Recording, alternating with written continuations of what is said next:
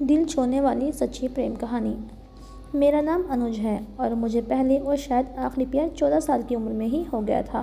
मैं उस समय 10वीं कक्षा में पढ़ता था। प्यार करने के हिसाब से उम्र शायद कम थी, पर क्या करें जनाब, आजकल तो इसी उम्र में मोहब्बत हो जाया करती है। दिल छूने वाली सच्ची प्रेम कहानी। तो मॉडर्न ज़माने के आधार पर मुझे भी प्यार हो गया था। मुझे मेरा पहला प्यार मेरे ही कक्षा में पढ़ने वाली अनाया नाम की लड़की में नज़र आता था। जितना खूबसूरत उसका नाम था, उससे कहीं ज़्यादा खूबसूरत वह खुद भी थी। उसकी उम्र लगभग 14 या 15 वर्ष की होगी। अनाया बड़े घर की लड़की थी। उसके पापा सरकारी डॉक्टर थे, इस हिसाब से वह पैसे वाले लोग थे। मैं मन ही मन उसको दिल दे बैठा था, पर हमेशा कहने से डरता था। मेरे पिता एक किसान थे। हमारे घर के हालात समान ही थे, इसीलिए शायद इस फ़र्क की वजह से कभी हिम्मत नहीं जुटा पाया। पर जो भी हो, इन सब के चलते मेरी कारत में काफ़ी सुधार आ गया था। पहले मैं स्कूल न जाने के लिए तरह तरह के बहाने बनाता था, लेकिन उन दिनों सही वक्त पर तैयार होकर चुपचाप स्कूल चला जाता था। मम्मी पापा सोचते थे ये अनुज ही है, न फिर कोई और। फिर भी सोचते कि चलो जो भी हो, लड़का सुधर तो गया। शायद बोर्ड एग्ज़ाम का असर है, पर उन्हें कहाँ पता था मैं तो प्यार के कॉलेज में दाखिला ले चुका था। समय हाथों से कैसे फिसलता जा रहा था पता ही नहीं चल रहा था, पर मैं कभी भी उसको अपने दिल के हालात सुनाने में कामयाब नहीं हो पाया। बस जब उसकी नज़र कहीं और होती थी तो चोरी छुपे मैं उसको देख लिया करता था। कभी कभार तो मैं उससे बात करने के लिए उसके पास जाता, पर जैसे ही उसके पास पहुंचता किसी न किसी पढ़ाई का टॉपिक पर बात करके वापस आ जाता था। पर मेरे दिल में क्या है, उसके लिए इन सब बातों के वह हमेशा अनजान ही रही। अब तक हम 10वीं परीक्षा दे चुके थे। हम अपने अपने रिपोर्ट कार्ड लेने स्कूल आए हुए थे। ये हमारा स्कूल का आखिरी दिन था। उसी दिन मुझे पता चला कि अनाया के पापा का ट्रांसफ़र हो चुका है। वह अब आगे की पढ़ाई किसी और शहर में जाकर करेगी। मुझे तो शुरू से ही पता था कि मेरे पापा भी मुझको आगे की पढ़ाई करने के लिए किसी और शहर में भेजने वाले हैं। मतलब अब हम शायद ज़िंदगी में कभी नहीं मिल पाएंगे। अनाया के लिए मेरे दिल में प्यार आज भी उतना ही था। मेरा दिल बैठा जा रहा था, ये सोचकर कि वह मुझसे दूर जा रही है। सभी दोस्त एक दूसरे से गले मिल रहे थे, एंजॉय कर रहे थे, पर मैं अपने आंसू छुपाता फिर रहा था। मैंने देखा अनाया भी अपने फ्रेंड के साथ काफ़ी खुश थी। उसके चेहरे की खुशी देखकर मेरे चेहरे पर भी मुस्कान उभर आई। मैं एकांत से जगह में जाकर बैठ गया। सभी लोग से मिलने के बाद अनाया की नज़र मुझ पर गई तो वह मुझसे भी मिलने के लिए आगे बढ़ी। उसको अपनी तरफ बढ़ता देख मैं खड़ा हो गया। वह मेरे पास आई, हाथ आगे बढ़ाया, मैंने भी हाथ आगे बढ़ाया। उसके बाद उसने क्या बोला मुझे सुनाई नहीं दिया, क्योंकि मैं उसके चेहरे को इतनी गौर से देख रहा था कि शायद ज़िंदगी भर के लिए उसकी तस्वीर अपनी आँखों में उतार लेना चाहता था।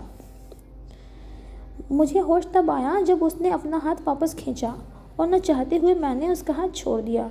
उसके बाद बाय करते हुए मुड़ के जाने लगी। जब वह मुड़ रही थी तब उसके गले में लटका हुआ आइडेंटिटी कार्ड ज़मीन पर गिर पड़ा। मैं बिना एक सेकंड गंवाए वह आइडेंटिटी कार्ड उठा लिया। उस कार्ड पर अनाया की फ़ोटो थी। मेरे मन में ख्याल ये था कि इस फ़ोटो को देखकर ही मैं अपनी यादें ताज़ा कर लिया करूँगा। किसी तरह पैसे का जुगाड़ करके मेरे पापा ने मुझे पढ़ने के लिए रांची से बाहर भेज दिया। अनाया अपने परिवार के साथ दूसरे शहर चली गई। मैं हमेशा हमेशा के लिए अनाया से जुदा हो चुका था।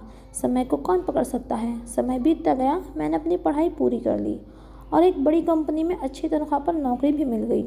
ज़िंदगी की लगभग सारी ज़रूरतें पूरी हो रही थी, पर फिर भी ज़िंदगी में कहीं ना कहीं कमी हमेशा गलती थी। उस समय काफ़ी समय जद्दोजहद करने के बाद भी मैं कभी अनाया का पता नहीं लगा पाया। बस उसका खिलखिलाता चेहरा जो मैंने आखिरी बार देखा था मेरी नज़रों के सामने रहता था। अब तक वह काफ़ी बदल चुकी होगी। हो सकता है मेरे सामने से गुजर जाए तो मैं पहचान भी ना पाऊँ।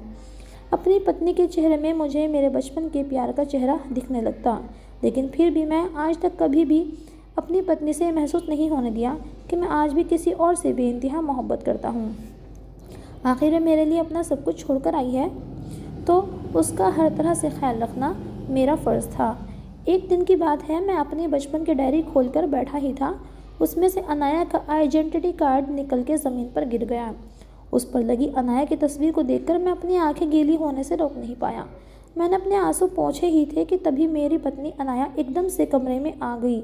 उसने मेरे हाथों में आइडेंटिटी कार्ड को देख लिया उसको मैं छुपाने की कोशिश कर रहा था। तभी उसने मेरे हाथ की तरफ इशारा करते हुए पूछा, ऐसा क्या है आपके हाथ में जो आप मुझसे छुपा रहे हो? अपनी लड़खड़ाती हुई ज़ुबान से कहा, अरे कुछ नहीं, वह बस ऐसे ही मेरे एक बचपन के दोस्त का आइडेंटिटी कार्ड है।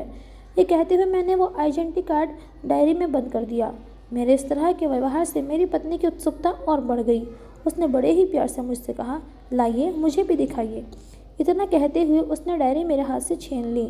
आइडेंटिटी कार्ड पर लगे फ़ोटो देखकर एकदम बोल पड़ी, ये कौन है? मैंने कहा, अरे कोई नहीं, वह मेरे बचपन की दोस्त है। फिर वह एकदम से बोली, पर मैं भी तो बचपन में ऐसी ही दिखती थी, ये तो शायद मेरा ही फ़ोटो है। अरे हाँ हाँ, सरस्वती मंदिर, यही तो मैं पढ़ती थी। अरे ये तो मेरा ही बचपन का फ़ोटो है।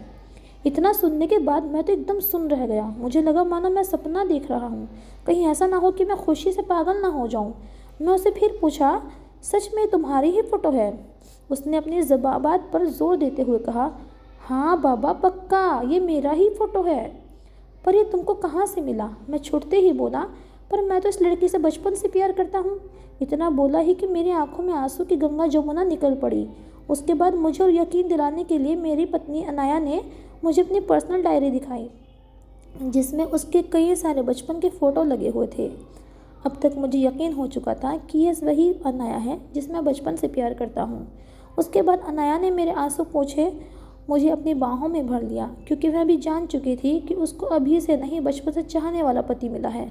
उधर मैं मन ही मन भगवान को बार बार शुक्र अदा कर रहा था कि उसने मुझे मेरा प्यार हमेशा हमेशा के लिए लौटा दिया। मैं अब उसे, यानी अपनी पत्नी अनाया, जो कि मेरा बचपन का प्यार था, ज़िंदगी भर के लिए अपनी बाहों में कैद करना चाहता था। उसके बाद हमने अपने बचपन की सारी यादें ताज़ा की। इसी तरह की वीडियोस देखने के लिए मेरे चैनल को सब्सक्राइब कीजिए, शेयर कीजिए, लाइक कीजिए।